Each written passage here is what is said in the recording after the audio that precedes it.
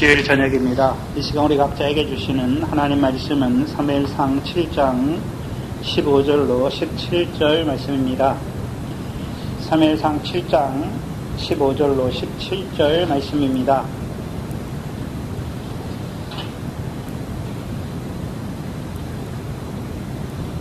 이제 우리 각자에게 하시는 하나님의 말씀으로 함께 읽겠습니다.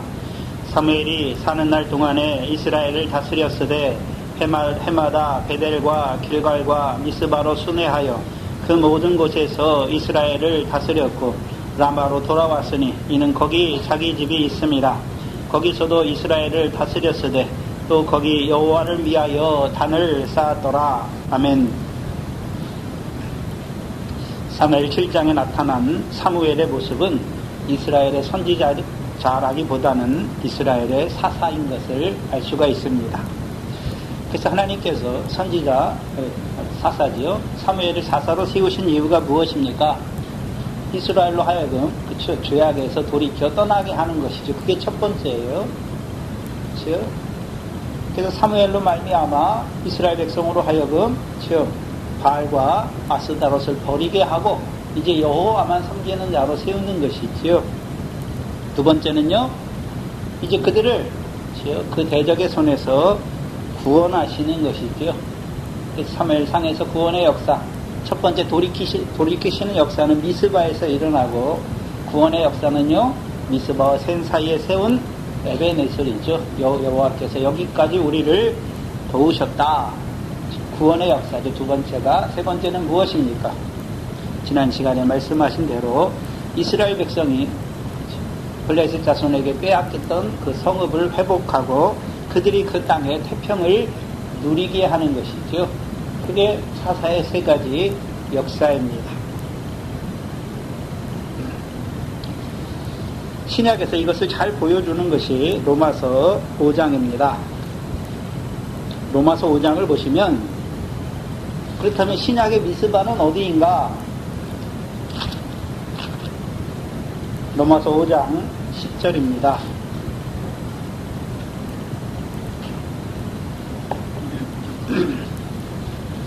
로마서 5장 10절, 11절을 보시면, 곧 우리가 원수 되었을 때에 구약의 사사기의 말씀으로 바꾸면 여호와의 목전에 이스라엘이 악을 행하는 것이죠. 악을 행할 때에는 그들이 여호와의 편에 서지 아니하고 오히려 여호와와 원수가 되는 것이죠.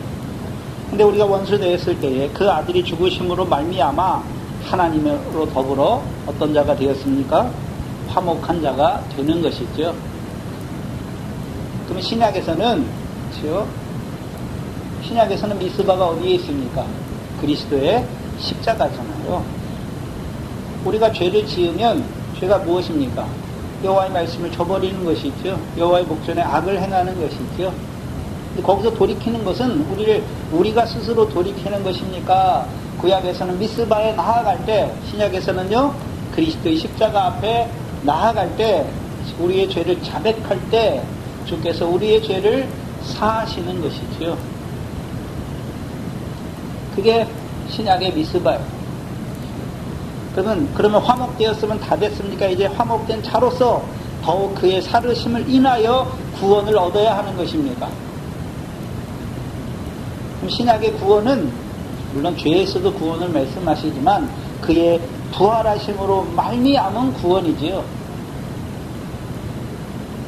그것이 구약에서는 에벤에셀, 사무엘을 통한 에벤에셀에서 나타나는 것이지요. 그리고 마지막 11절에 이제 땅의 태평을 보여주시는데, 이뿐 아니라 이제 우리로 화목을 얻게 하신 우리 주 예수 그리스도로 말미암아 하나님 안에서 즐거워하게 하시는 것이, 이게 땅의 태평이지.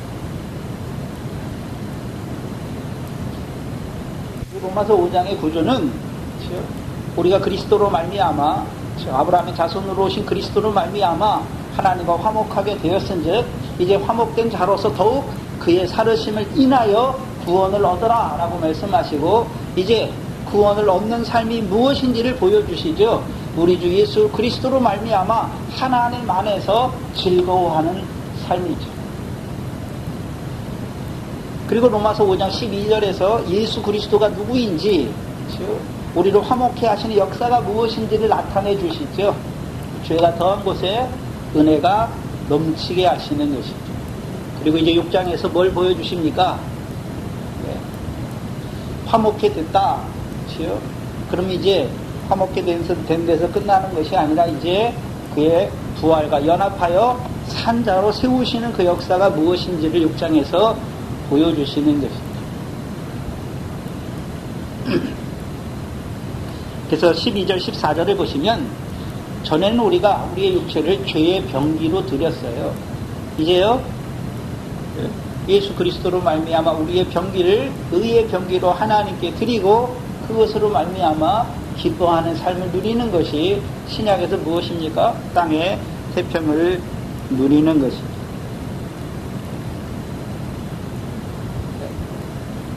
그래서 신약에서의 땅의 태평은 우리가 육신으로는 죄의 법을 섬기지만 마음으로는 하나님의 법을 원하고 육신으로는 죄의 법을 섬기지만 우리 주 예수 그리스도로 말미암아 하나님께 감사하는 것이죠. 왜요?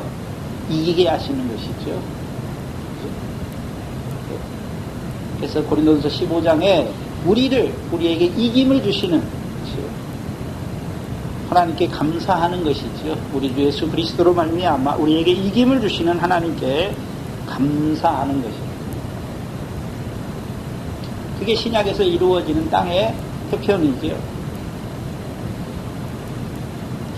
그렇다면 사무엘을 통해서 사무엘을 통한 다스림, 그래서 구원을 얻은 자를 다스리는 것이죠. 그 빼앗겼던 성읍을 회복한 자들의 다스림이죠. 그래서 지난 시간에 사무엘을 전에는 그들이 블레셋 자손에게 성읍을 빼앗겼잖아요. 여호수아 때 자기들에게 기업으로 주신 성읍을 빼앗겼죠. 그러니까 그곳에는 누가 살아가는 것입니까? 블레셋 사람이 살아가니까 삼손 때 딥나와 같이 되는 것이죠. 축전의 역사가 이루어지는 것이죠. 그런데 사무엘을 통해서요, 그들로 하여금 그 죄악에서 떠나게 할 뿐만 아니라 이제 구원을 이루어 주어서 그 빼앗겼던 성읍을 회복하게 하시고 이제 그 땅의 태평을 이루어 주시는 것이죠. 그럼 사무엘을 통한 그 땅의 태평은 이스라엘 백성, 육적 이스라엘에게 어떤 의미가 있습니까? 이제는 빼앗겼던 성읍을 회복할 뿐만 아니라 그 땅을 영원한 기업의 소유로 삼는 생활이 이루어지는 것이죠. 이제 그 땅의 삶을 살아가는 자들, 이제 자기의 의가 아니라 여호와의 자비와 은혜 그리고 인자와 진실을 인하여 가장 좋은 재물과 예물을 가지고 여호와 앞에 나오는 자들이 되는 거예요.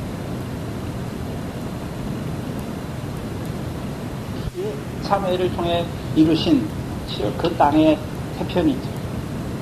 그래서 엄밀하게 말하면 사사를 통해서 이루시는 역사는 세 가지예요. 죄악을 깨닫게 해서 그 죄악에서 돌이키게 하는 것이고, 두 번째는요, 대적의 손에서 구원하시는 것이고, 이제 마지막 세 번째는요, 그 땅의 태평을 누리게 하시는 것이죠. 그러나 우리가 주의해야 될 것은 사무엘이 분명히 사사인데 사사기의 다른 사사들과는 전혀 달라요.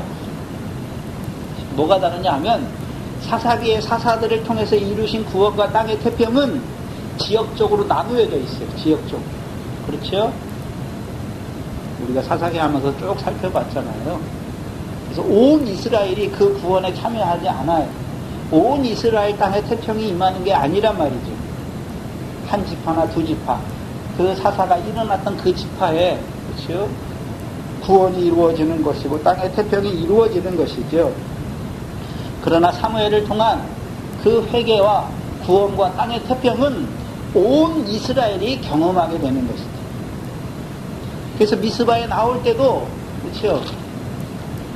7장 3절에 사무엘이 이스라엘 온 족속에게 일러가 가라사대 너희가 전심으로 여호와께 나오려거든 이방 신들과 아스타롯을 너희에게서 제하라 하니까 그들이, 그렇죠, 온 이스라엘이 이방 신들과 아스타롯을 저하고 여호와만 섬기는 것이고, 5절에 미스바에로 모이라 할 때에 온 이스라엘이 미스바에 모이는 것이고, 이 미스바에 모일 때 그들이, 그렇죠, 그 블레셋과의 싸움에 온 이스라엘이 참전하여서 구원을 경험하는 자들이 되는 것입니다. 그리고는요, 그 땅의 태평도 온 이스라엘이 누리는 것이죠. 그리고 오늘 15절입니다. 사무엘이 사는 날 동안에 이스라엘을 다스렸으되. 사사기 2장 18절에 보면 여호와께서 이스라엘 위에서 사사를 세우셨을 때에는 그 사사와 함께 하셨고 그 사사에 사는 날 동안에는 여호와께서 그들을 이스라엘을 대적의 손에서 구원하셨다라고 말씀합니다. 그러면 사사를 통해서 한 번만 구원을 이루시는 것이 아니라 사사가 살아있는 날 동안에 여호와께서 그 사사를 통해서 그 구원의 역사를 계속해서 이루어가는 것이죠. 또한 사무엘상 7장 13절 하반절에 보시면 여호와의 손이 사무엘이 사는 날 동안에 블레셋 사람을 막으셨죠. 그럼 계속해서 블레셋 사람들이 이스라엘 경내로 들어와서 그들의 이스라엘의 기업의 땅을 빼앗으려고 하는 역사가 계속되는 것이죠. 근데요, 사무엘 사는 날 동안에 누가 막으셨습니까? 여호와께서 막으신 것입니다. 그러면 왜 막는 것입니까? 이스라엘 백성이 누구를 따르고 있습니까? 사무엘의 다스림을 받기 때문에 막으시는 것입니다. 사무엘의 다스림은 무엇입니까?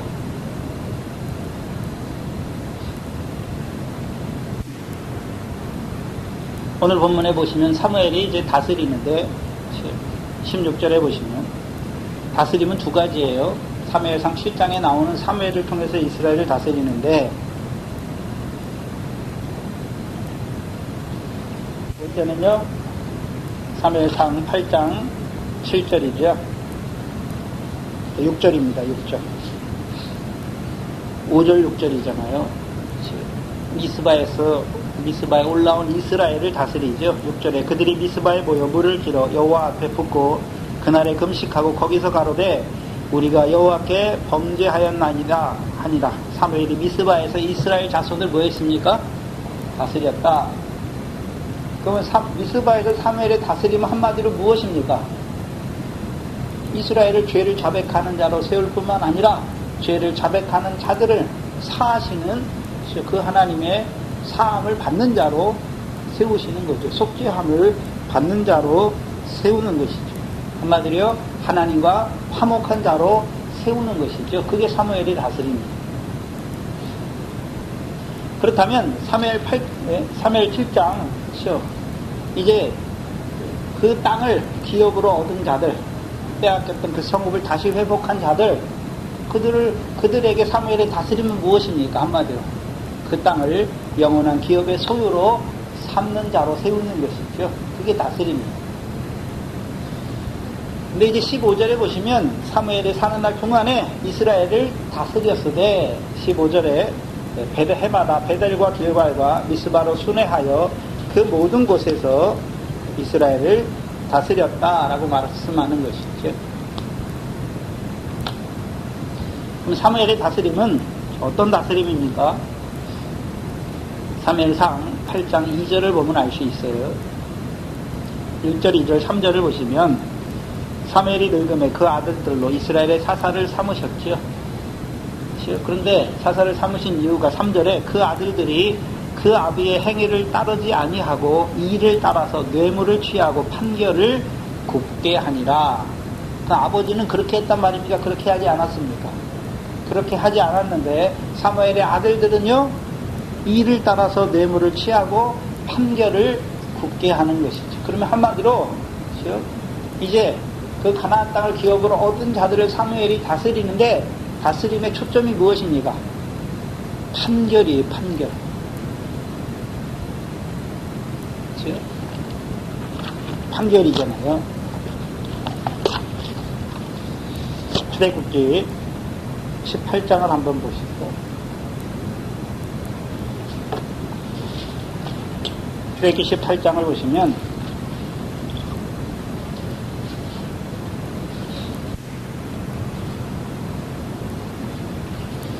18장 13절 이하에 보시면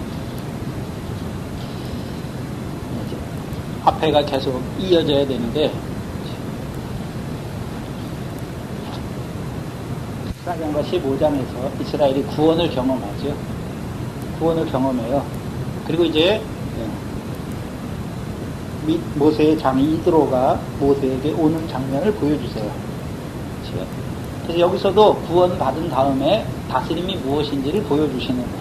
여기서는 모세를 통한 구원이죠.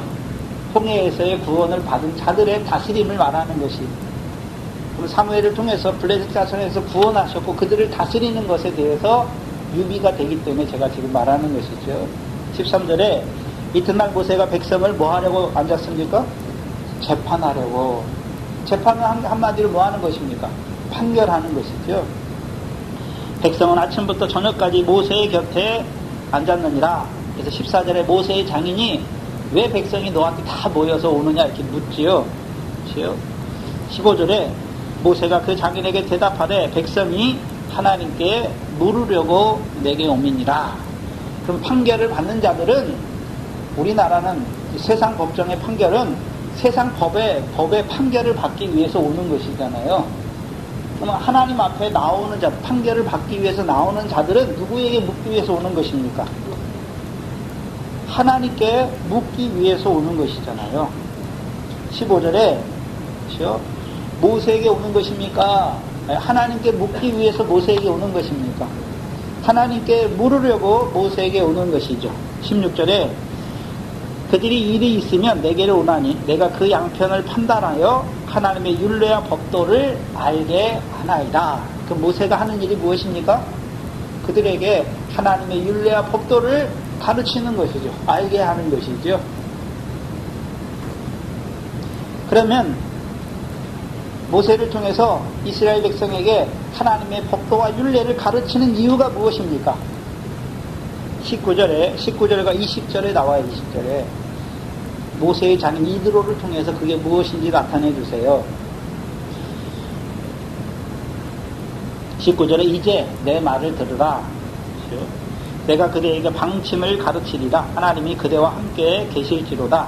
그대는 백성을 위하여 하나님 앞에 있어서 소송을 하나님께 베풀며, 20절에 그들에게, 이스라엘 백성에게 율례와 법도를 가르쳐서 마땅히 갈 길과 행할 일을 그들에게 보이라 말씀하죠. 율례와 법도를 베푸는 이유가 무엇입니까? 이스라엘 백성으로 갈 길과 행할 일이 무엇인지를 알게 하는 것이죠. 그게 모세를 통한 이스라엘을 다스려주시는 거예요. 그런데 다 모세에게 오잖아요. 그러니까 이드로가 좋은 방책을 내잖아요. 제덕이 겸손한 자 가운데 하나님을 두려워하고 진실무망하며 불의를 미워하는 자들을 백성 중에서 빼어서 1000부장, 100부장, 50부장, 10부장을 삼아서 그들을 통해서 다스리게 해라 라고 말하는 거잖아요.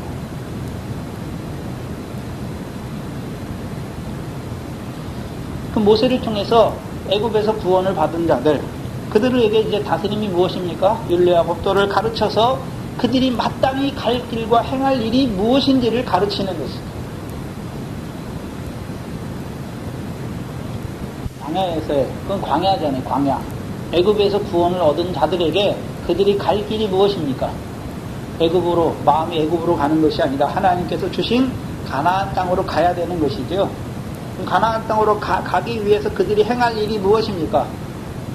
여호와가 우리 하나님인 줄 아는 것이죠. 이제 떡으로만 사는 것이 아니라 여호와 입에서 나오는 말씀으로 살아야 하는 것을 알아야 되는 것이죠. 그게 그들이 행할 일이에요. 한마디로요, 터가 닦여지면 되는 것이죠.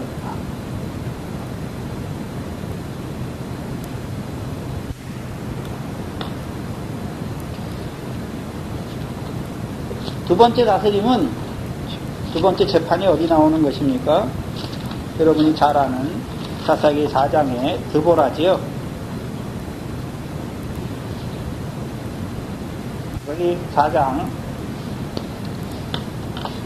4절 5절이죠. 그때 랍비돗의 아내 여선지 드보라가 이스라엘의 사사가 되었는데 그는 에브라임 산지 라마와 베델 사이 드보라의 종려 나무 아래 거하였고 이스라엘 자손은 그에게 나아가 뭘 받습니까? 재판을 받잖아요. 그러면 드보라가 재판하는 것입니까? 하나님 앞에 백성을 위하여 소송을 베푸는 것입니까? 그럼 드보라의 재판은 한마디로 무엇입니까? 하나님 백성에게 율례와 법도를 가르치는 것이죠. 그래서 그들이 행할 길과 갈 길과 행할 일이 무엇인지를 아는 자로 세우는 것이죠. 그러면 가나안 땅을 이미 기업으로 받은 자들이 갈 길이 무엇입니까? 가나안 땅을 영원한 기업의 소유로 삼는 것이고, 그들이 행할 일이 무엇입니까? 채색옷을 입은 자로 살아가야 하는 것이죠. 열왕기상 3장이죠. 재판이 무엇인지를 나타내 주시잖아요. 열왕기상 3장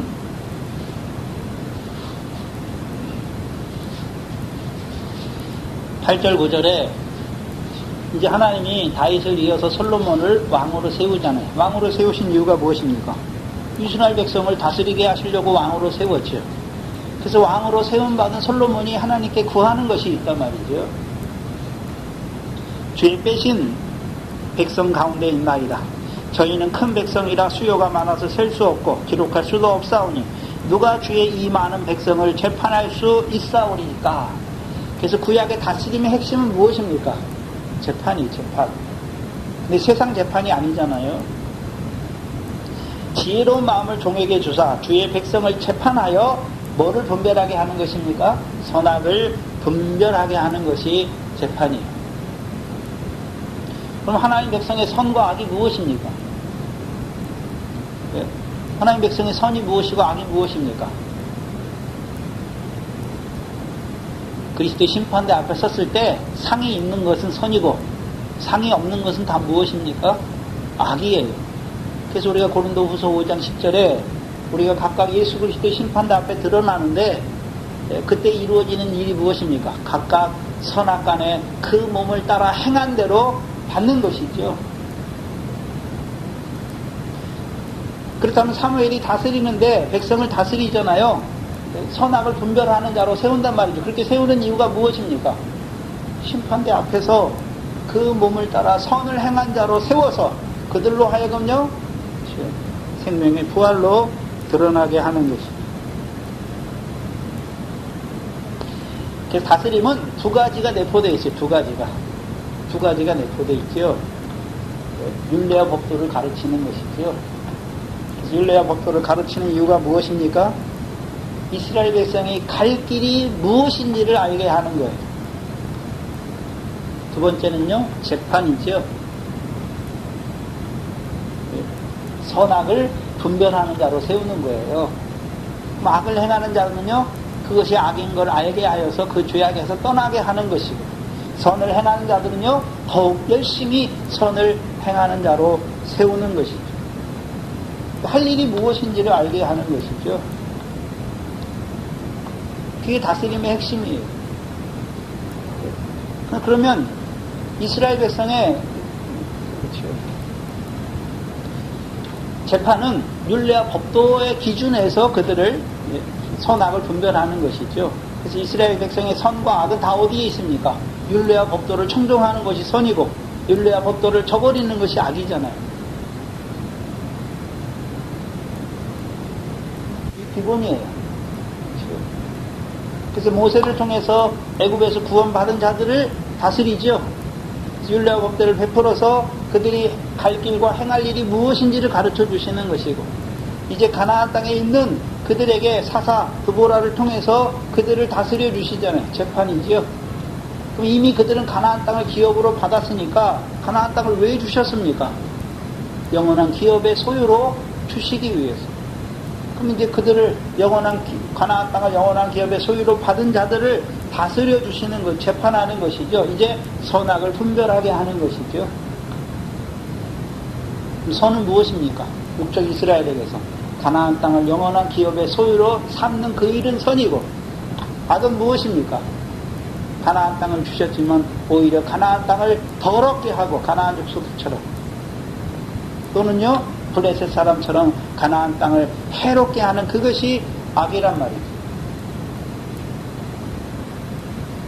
그럼 신약에 저와 여러분이 하나님 나라 백성인데 그렇죠? 저와 여러분의 선은 무엇입니까? 기도하고 구제하고 금식하는 거죠. 상이 있는 거예요. 하늘에 계신 아버지 하나님께서 갚으시는 상이 있는 일을 하는 것이 선이죠. 악은 무엇입니까? 먼저는 상이 있는 일을 안 하는 거예요. 두 번째는요, 상이 있는 일을 했는데 외식하는 거죠. 사람의 칭찬과 영광을 얻기 위해서 사람 앞에서 의를 행하는 것이죠. 그게 블레셋이죠. 외식이잖아요. 또 이제 더 자라난 자들은 뭐가 상입니까? 미래에 결실하는 것이 상이에요. 세상 염려, 재리의 유혹, 그 가운데 살아가는 것은 악이란 말이에요. 더 자라가는 자들은 보리에 결실하는 것이 선이에요, 선. 썩지 않은 거, 더럽지 않고 쇠하지 아니하는 것을 따라 살아가는 우리의 삶 하나하나가 다 무엇입니까? 그게 선이에요.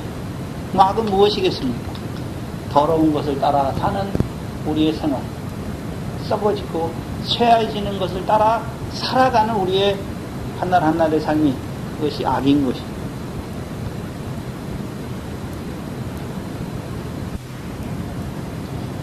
그렇다면 사무엘을 통해서 이스라엘을 다스리는데 어떤 이스라엘입니까? 블레셋 자손에게 기업의 땅을 빼앗긴, 그렇죠? 빼앗겼다가 이제 사무엘을 통해서 구원을 받은 자들을 다스려 주시는 것이죠. 그 땅을 기업으로 받은 자들을 사무엘을 통해서 다스려 주시죠. 근데 다스리는데 지역이 굉장히 중요하죠. 16절에 해마다 베델과 길갈과 미스바로 순회하여 그 모든 곳에서 이스라엘을 다스렸다.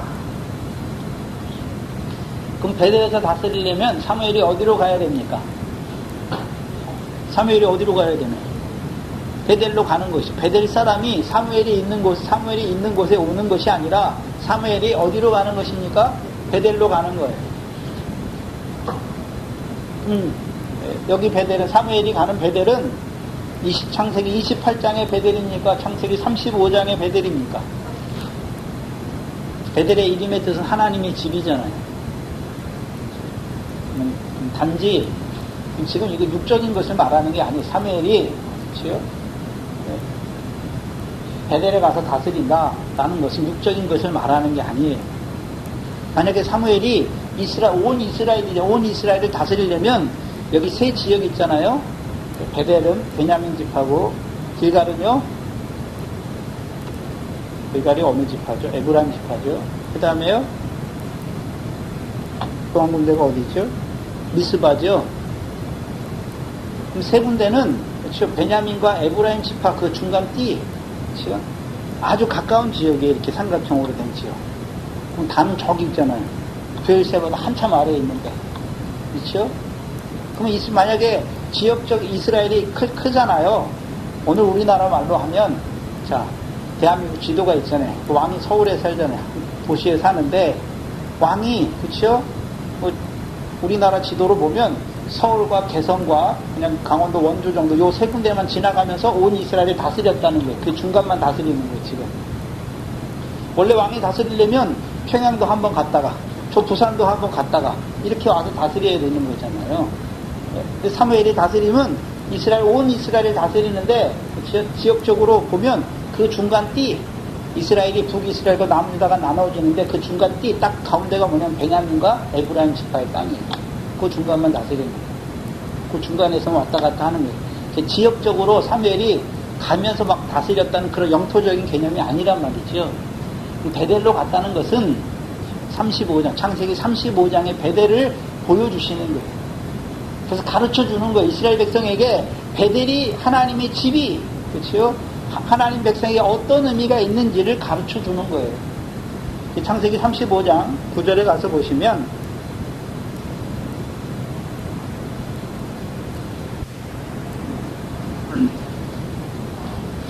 창세기 35장 9절에 야곱이 밧다라람에서 돌아오매 하나님이 다시 야곱에게 나타나 그에게 뭐를 주십니까? 복을 주시죠. 그래서 복의 내용이 그 뒤에 나오는 거예요. 그렇다면, 자, 베델로 올라가는 자들, 그렇죠? 그러면 창세기 야곱의 자식들만 베델에 올라갔습니까? 그럼 그 야곱의 자식들이 야곱과 함께 베델로 올라가는 길은 어떤 과정을 거칩니까? 디나의 강간 사건을 통해서, 그렇죠? 하나님이 자기 아들, 2절에 보면 야곱이 자기 집 사람과 자기와 함께한 모든 자에게 이르되 너희 중에 이방 신상을 버리고 자신을 정결케 하고 의복을 바꾸라 하죠. 베델로 올라가는 것은 길은 어떤 길입니까? 이방 신상을 버리고 의복을 바꾸고 자기를 정결케 하고 올라가는 거잖아요. 그러면 이스라엘 백성이 지금 사무엘을 통해서 자기 손에 있는 이방 신상을 버렸죠. 그리고 베델로 올라가는 거예요. 특별히 사무엘을 통해서는요, 이제 구원을 맛본 자들이 있죠. 땅에, 그 땅을 회복한 자들이 이제 베델로 올라간단 말이죠. 그러면 창세기 35장에서 야곱과 함께 그 베델에 올라간 자들에게만 복을 주십니까? 아니면 이 사무엘을 통해서 베델에 올라온 자들이 다 이 복을 받는 거예요. 다 이 복을 받는 거예요. 복의 내용이 무엇입니까? 10절에 그에게 이르시되 내 이름이 야곱이다마는 내 이름이 다시는 야곱이라 부르지 않겠고 이스라엘이 내 이름이 되리라 하시고 그가 그의 이름을 이스라엘이라 불러주세요. 그리고 11절에요. 그에게 이르시되 나는 무슨 하나님이라 말합니까? 전능한 하나님이다. 그러면 이스라엘이라는 이름을 주시죠. 야곱을 이스라엘이라 불러주세요. 그럼 야곱을 이스라엘이라는 이름으로 불러주시는 이유가 무엇입니까? 이제 전능한 하나님 앞에 행하여 온전한 자로 세우시는 거예요.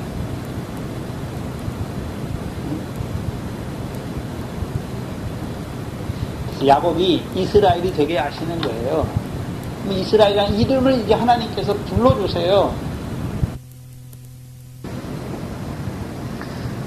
전능한 하나님 앞에 행하여 온전한 자의 삶을 아브라함을 통해서 보여주셨죠. 하나님께서. 그렇죠? 창세기 17장인데 그것을 어디서 풀어주셨습니까? 로마서 4장에서 풀어주잖아요.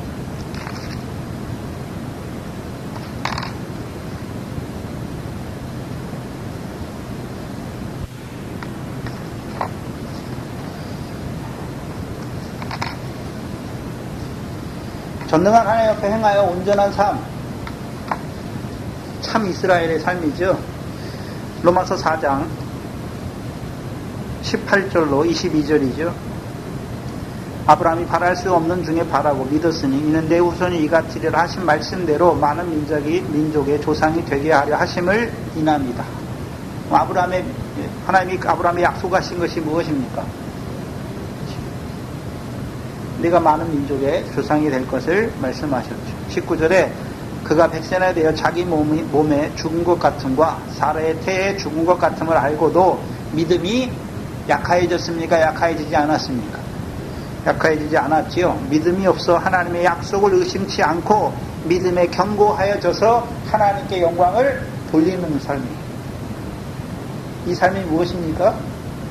전능하신 하나님 앞에 행하여 온전한 삶이에요. 자, 한번 생각해 보세요.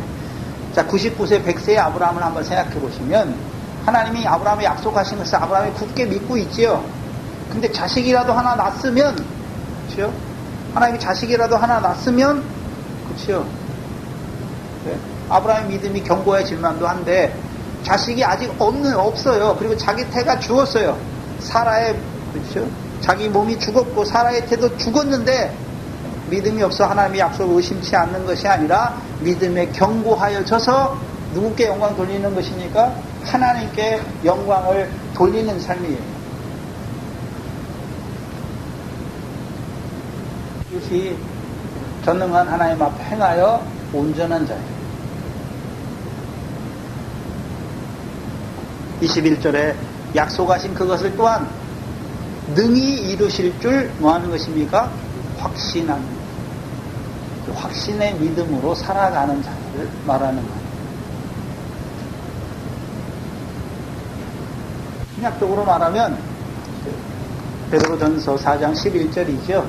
범사에 예수 그리스도로 말미암아 하나님께 영광 받으시게 하는 자들이죠. 그렇죠? 믿음이 없이는 하나님을 기쁘시게 못하니까 믿는 것이죠. 뭘 믿는 것입니까? 하나님의 약속을 믿는 것이죠. 의심치 않아요. 그래서 베델레 가는 사무엘, 그래서 그럼 사무엘이 그 베델에서 이스라엘을 다스리니까 이스라엘을 가르치는 것이죠. 이스라엘에게 뭘 가르치겠습니까? 전능한 하나님에 대하여 가르치는 것이죠. 그래서 그들도 전능한 하나님 앞에 행하여 온전한 자로 세우시는 것이죠. 그래서 신약에서는 그렇죠, 여러 군데가 나오잖아요. 네? 육신으로 살지만 육신으로 정욕을 쫓지 않고 오직 하나님의 뜻을 쫓아 육체의 남은 때를 사는 자로 세우는 것이죠. 그게 온전한 자예요. 또한 에베소 2장 10절에는요 모든 선한 일을 행하기에 온전한 자죠. 디모데서 후서 3장 17절 16절 17절이죠. 성경을 가르치는 이유가 무엇입니까? 하나님의 사람으로 모든 선한 일을 행하기에 온전한 자로 세우기 위함이죠. 그러니까 어떤 의미냐면 이제 선만 행하는 자로 세우는 거예요. 그렇죠? 선만 행하는 자로 세우는 것이죠. 베델에서 다스리심은 이스라엘 백성으로 하여금 전능한 하나님 앞에 행하여 온전한 자로 세우시기 위해서 베델로 가는 거예요. 그래서 베델에서 다스리는 것이죠. 신약적으로 말하면 베드로전 계시록 5장에 보시면 우리를 그리스도께서 우리를 사서 제사장으로 나라로 삼으신 이유가 무엇입니까? 그리스도 안에서 이 땅에서 왕 노릇하는 자로 세우시기 위함이죠. 왕은 지지 않아요. 그렇죠? 이기는 자잖아요. 근데 자기가 이기는 것입니까? 이김을 주시는 예수 그리스도로, 우리 주 예수 그리스도로 말미암아 이김을 주시는 것입니까? 이김을 주는 거예요. 근데 주의할 것은 그렇죠? 사무엘이 베델에서 다스리니까 온 이스라엘이 베델로 나오는 것은 아니에요. 그렇죠? 온 이스라엘이 베델로 다 나오는 것이 아니란 말입니다. 그래서 베델로 올라온 자들만 사무엘의 다스림을 받는 것이죠. 그렇다면 베델에서 그 사무엘의 다스림을 받는 자, 이제 자기들도 이제 어떤 자가 되기를 원하는 것입니까? 전능한 하나님 앞에 행하여 온전한 자가 되기를 원하는 자들이 되는 것이죠. 그럼 그들 앞에 있는 길, 그들 앞에 있는 길이 무엇입니까? 그래서 창세기 35장에서 야곱과 함께 그렇죠, 이스라엘 백성, 그때 야곱이죠, 이스라엘이죠. 이스라엘과 그 아들들이 베델에서 하나님을 만나고 그들이 올라가는 길이 어디로 올라갑니까? 헤브론까지 가야 되는 것이잖아요. 근데 가다가 에브라 길에서 죽는 것이 죽잖아요. 에브라를 거쳐서 에델 망대를 거쳐서 어디로 가는 것입니까? 기럇 아르바 헤브론까지 가는 길이에요. 오늘도 그때만 그런 것이 아니라 오늘도 예수 그리스도께서 우리에게 마태복음의 5장부터 7장의 말씀을 가르쳐 주시는 이유가 무엇입니까? 하늘에 계신 너희 하나님 아버지처럼 너희도 온전한 자가 되라 말씀하시는 거죠. 그럼 온전한 자들 앞에 온전한 이 베델의 말씀을 받은 자들, 전능한 하나님 앞에 행하여 온전하기를 원하는 자들, 그들 앞에 있는 길이 무엇입니까? 이제 베델에서요 어디로 올라가는 길입니까? 에브라 길을 거쳐서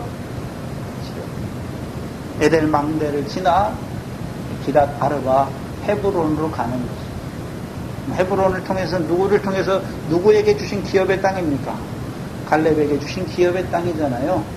그럼 헤브론을 이제 온전히 그 삶이 이루어진 자, 여호와 앞에 행하여 온전한 삶이 이루어진 자를 갈렙을 통해 보여주시잖아요. 그래서 여호수아 14장에요 여호와를 온전히 쫓는 자를 보여주시죠. 그게 갈렙의 삶입니다. 신약에서 그렇죠? 여호와 앞에 온전히 행하는 자가 어떤 자입니까? 여호와의 말씀을 온전히 쫓는 자잖아요. 신약으로 말하면요 아버지의 말씀은 진리니이다. 진리로 저희를 거룩하게 하옵소서. 어떤 자가 되는 것입니까? 모든 행실에 거룩한 자로 살아가는 자가 되는 것입니다. 그게 베델이에요.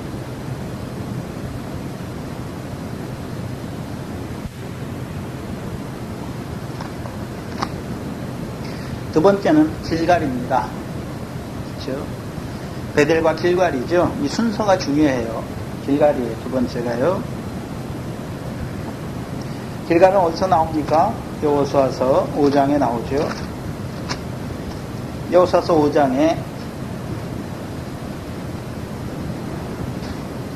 5장에 보시면 애굽에서 나온 20세 이상의 남자는 다 애굽에서 할례를 받았어요.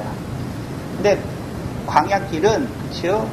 자기들이 계속 머무르고 싶다고 해서 머무르는 게 아니잖아요. 광야 여정 가운데 있잖아요.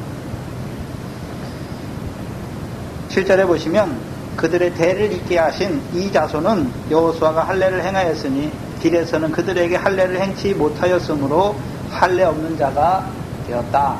그래서 광야에서 낳는 자들은 할례를 행하지 못했어요. 왜요? 그들이 어디 가운데 있습니까? 길에서, 길 가운데 있잖아요. 어디에서 어디로 가는 길입니까? 광야에서 가나안 땅으로 가는 길이잖아요. 그러니까 할례가 없는 자들이에요. 그럼 이들은 이제 할례가 없다가 애굽에서 할례를 받고 나온 자들은 다 죽었어요. 그렇죠? 그럼 이제 할례 없는 자들이 이제 이 가나안 땅에 들어와서 할례를 받잖아요. 그럼 그들은 무슨 할례입니까? 그리스도께서 고린도전서 5장 7절이잖아요. 그리스도께서 희생이 되신 것을 아는 것이죠. 9절에 보시면 거기서 이제 할례를 받아요. 길갈에서. 9절에 여호와께서 여호수아에게 이르시되 내가 오늘날 애굽의 수치를 너희에게서 굴러가게 하셨다 하셨으므로 그곳 이름을 오늘까지 뭐라고 말씀합니까? 길갈이라. 길갈의 뜻이 무엇입니까? 거기서 이제 할례를 행함으로 이제 거기서 할례를 받는 자들은 뭐가 굴러갔습니까? 애굽의 수치가 굴러간 것이죠. 그 이름이 길갈이에요.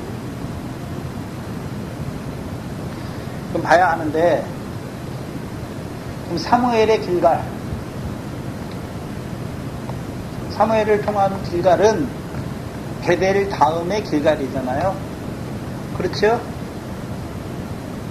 사무엘을 통한 길갈은 베델 이후의 길갈이에요.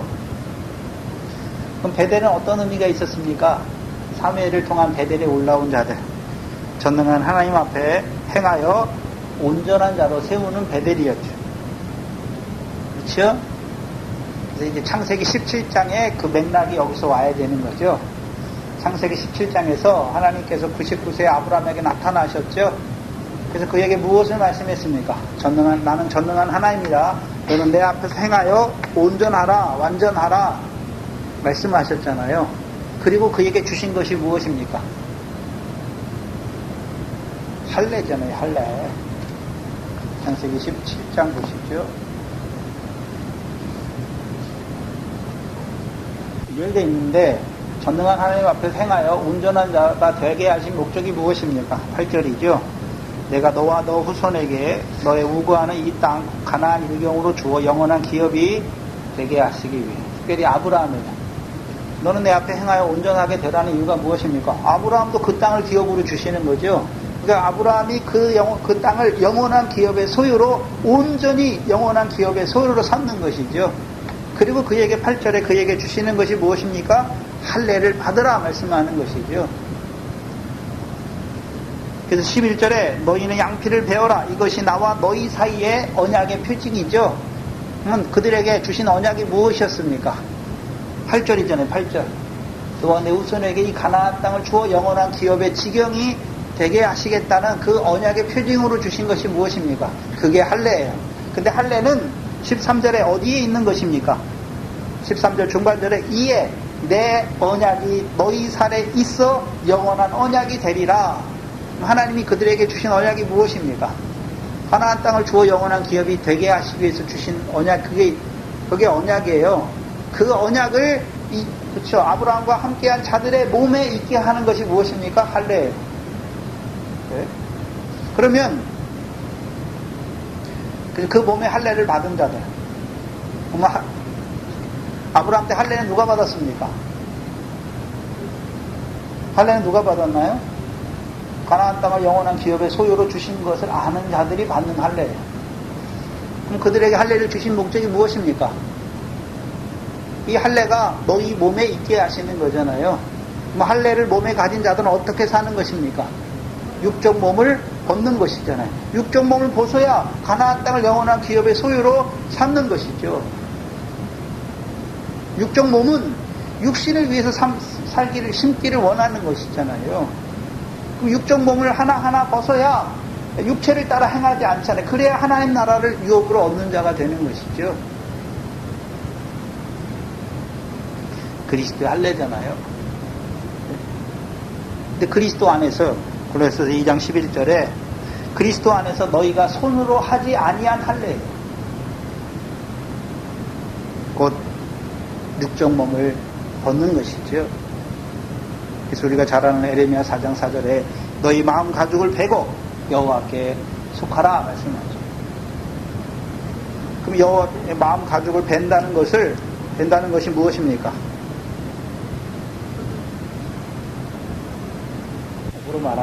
그야로 말하면 마음을 다스리는 거예요. 그렇죠? 이 길갈에도 모든 사람이 나오는 게 아니에요. 온 이스라엘이 나오는 것이 아니죠. 그럼 길갈에 누가 나오는 것입니까? 베델을 거쳐 길갈로 나오는 것이죠. 그래서 여호와 앞에 온전한 자로 서기를 원해요. 그들이 이제 길갈에 나오는 것이죠. 이제 길갈에서 사무엘의 다스림을 받는 것이죠. 그러니까 이제 할례 언약을 받은 자들로 살아가요. 사도행전 7장이잖아요. 아브라함에게 그 언약을 주시고 이제 할례 언약을 그 몸에 하나님께서 주시는 것입니다. 그럼 이제 사무엘을 통한 길갈은 하나님 앞에 행하여, 전능한 하나님 행하여 온전하기를 바라보는 자들의 삶이 무엇입니까? 이제 육적 몸을 하나하나 벗어야 되는 것이죠. 그렇죠? 그게 육체의 소욕을 이루지 않는 것이잖아요. 그러니까 이제 성령의 소욕을 이루는 자가 된단 말이죠. 육체와 함께 정과 욕심을 하나하나 못 박는 삶이 이루어지는 곳이 길갈이에요. 자, 무슨 소리냐면 마태복음 5장에서 하늘에 계신 너희 하나님처럼 하나님이 온전하신 것 같이 너희도 온전한 자가 되라 하니까 온전하게 되기를 바래요. 그런데 육적 몸은 안 죽어요. 육체와 함께 정과 욕심은 안 죽어요. 그럼 늘 뭐를 따라 행하게 되어 있습니까? 육체를 따라 살게 되어 있어요. 자기 마음에 욕심을 따라 살게 돼 있어요. 그럼 욕심을 따라 살면 어떻게 됩니까? 욕심이 잉태한 즉 죄를 낳고 죄가 장성한 즉 사망에 이르는 것이잖아요. 이제 여호와 앞에 행하여 온전하기를 원하는 자들, 온전한 하나님의 사람이 하늘에 계신 하나님처럼 아버지처럼 온전하게 되기를 원하는 자들이 이제 가야 되는 곳이 어디입니까? 길갈이에요. 육적 몸을 벗는 삶이 이루어져야 하는 것입니다. 그게 길갈이란 말이에요.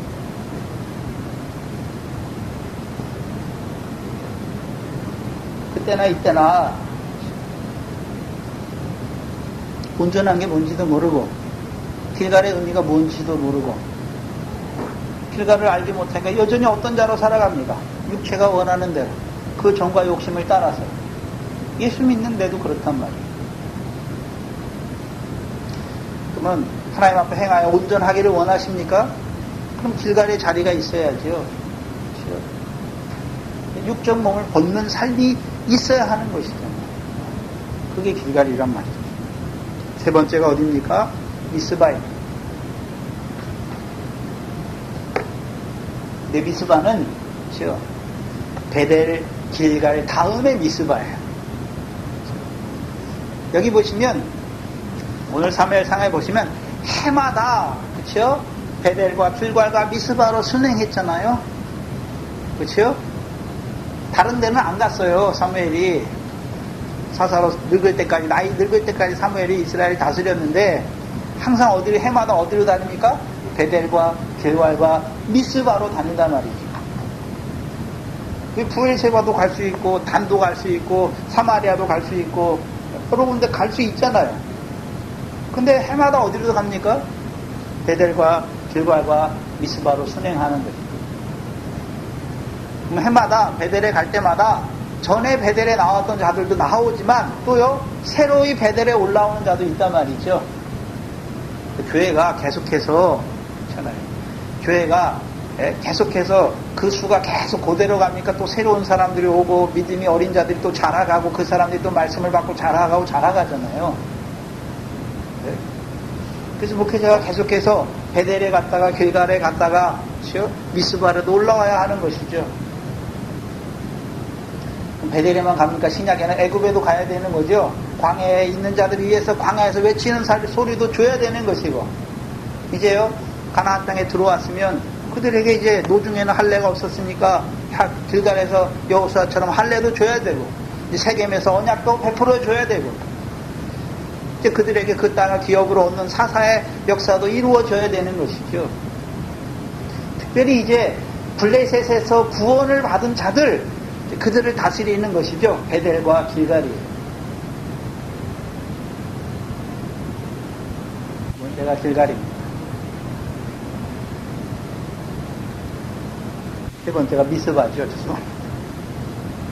미스바는 할례의 언약을 받은 자들이죠. 곧 이제 사무엘을 통해서 길갈에 올라간 자들은 자기가 이제 육적 몸을 벗는 자로 살아야 한다는 것을 알지요. 근데 그렇게 살지 못하잖아요. 그렇게 살지 못하는 부분이 있잖아요. 그러니까 미스바는 또 그것을 가지고 여호와 앞에 물을 붓고 금식하며 자기 죄를 자백하는 곳이에요. 그게 미스바예요. 그럼 하나님께서 어떻게 하십니까? 사하시고 깨끗하게 하시는 것입니다. 그러면 이 미스바는 이스라엘 백성의 미스바도 있지만 사무엘의 미스바도 있어요.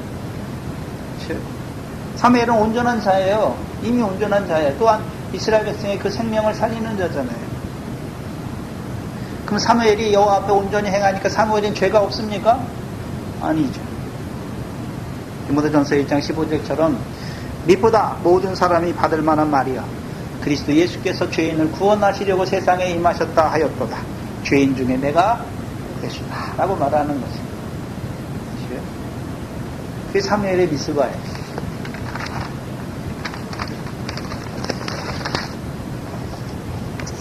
네 번째가 어디입니까? 라마입니다. 라마.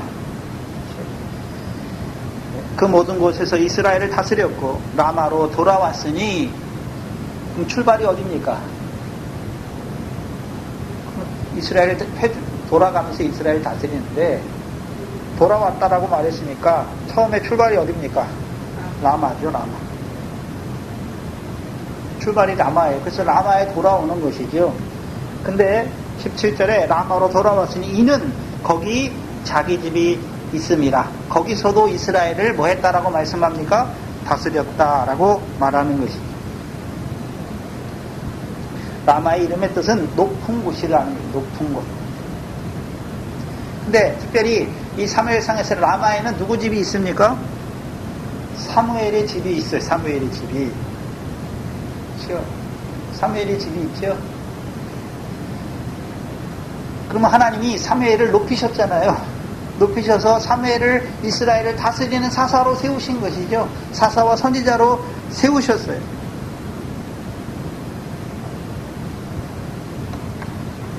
그럼 사무엘이 높은 것은, 그럼 하나님이 자기를 높이셨잖아요.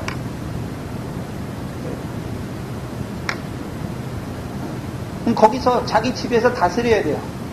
다스리지 못하면 기드온 때처럼 되는 거예요. 고린도전서 9장 27절이죠.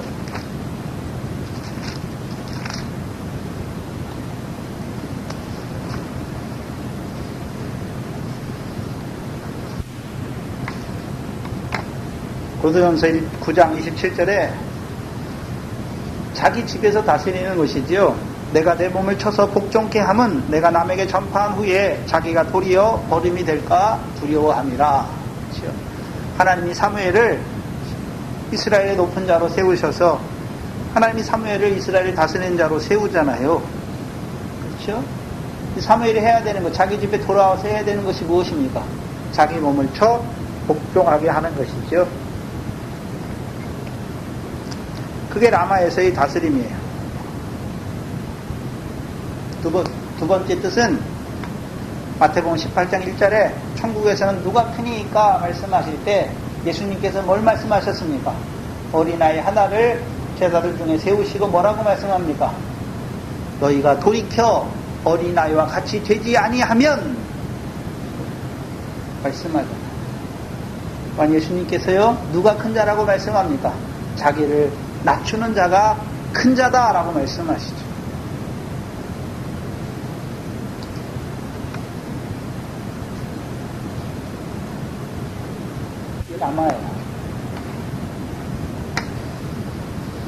라마에서 다스리지 못하면 그렇죠?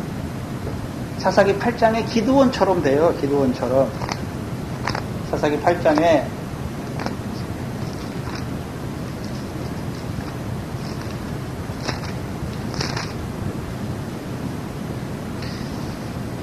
사사기 8장 27절이죠.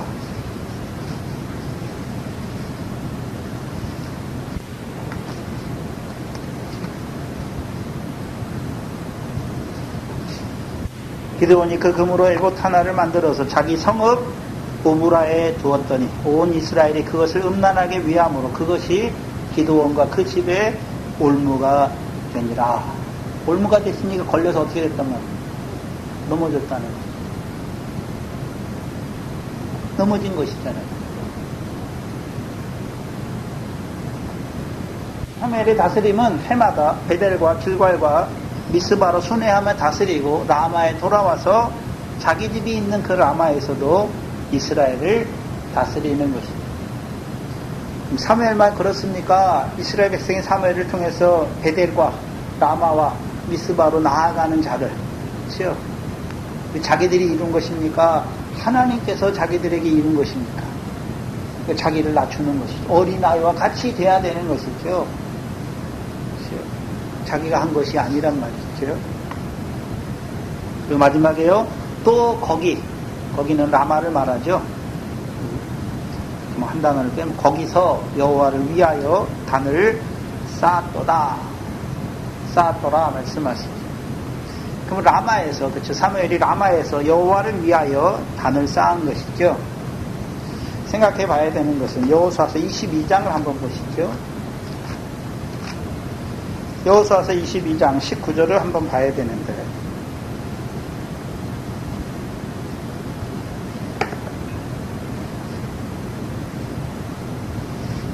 여호수아서 22장 19절입니다. 여호수아서 22장은 이제 요단 서편에 있는 자들 이 기업의 땅을 다 차지한 후에 이제 모세로 말씀하신 대로 요단 동편에 두 집과 반이 자기들이 돌아간단 말이죠. 돌아가는데 요단가에 볼만한 큰 단을 쌓아요. 그렇죠? 그러니까 요단 서편 사람들이 무장을 하고 왔어요. 그렇죠? 그리고 19절에 이제 요단 서편에 있는 사람들이 요단 동편에 그 22세 이상의 그 사람들에게 말해요. 예, 그런데 너희의 소유지가 만일 깨끗이 아니하거든 여호와의 성막이 있는 여호와의 소유지로 건너와 우리 중에서 소유를 취할 것이니라. 오직 우리 하나님 여호와의 단 외에 다른 단을 쌓음으로 여호와께 패역하지 말며 우리에게도 패역하지 말라 말씀하십니다. 그래서 이스라엘 백성이 단을 쌓는데 요단 동편에 있는 두 집과 반이 단을 쌓는데 그렇죠? 요단 서편에 있는 사람들이 몰려와가지고요. 그게 무슨 행위라고 말하는 것입니까? 우리 하나님 여호와의 단 외에는 다른 단을 쌓지 말라. 쌓으면 그것은 여호와께 패역하는 것이고 우리에게도 패역하는 것이다라고 말하잖아요. 근데 그들이 쌓은 단의 의도를 알고서는요, 그들과 싸우는 게 아니라 돌아가잖아요. 그렇죠? 그렇다면 여호와의 외에는 다른 단을 여호와의 단 외에는 하나님 여호와의 단 외에는 다른 단을 쌓지 말라는 의미는 여호와의 성막에 있는 단 외에는 아무 단이라도 쌓지 말라는 것입니까? 그런데 사무엘은 오늘 라마에서 그렇죠? 라마에서 누구를 위해서요? 여호와를 위해서 단을 쌓지요. 또 여호수아 8장 30절을 보시면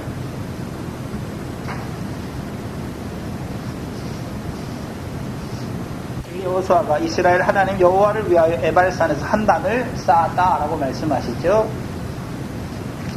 사사기 6장도 한번 보시면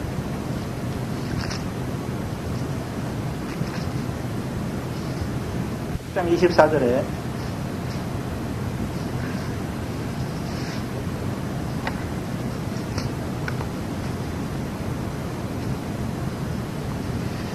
기드온이 여호와를 위하여 거기서 단을 쌓고 이름을 여호와의 살롬이라 하였더라 말씀하시죠. 그러면 여호수아 때도 쌓고 기드온 때도 쌓고 사무엘 때도 쌓잖아요. 이 공통점이 있어요. 공통점이. 누구를 위해 쌓았습니까? 그렇죠. 여호와를 위해서 쌓는 거예요. 그럼 다른 단을 쌓는다는 의미가 뭘까요? 다른 단을 쌓지 말라는 의미는 여호와 하나님 외에 다른 신을 위해서 단을 쌓지 말라는 거예요. 사사기 2장을 한번 보시죠. 사사기 2장 2절을 보시면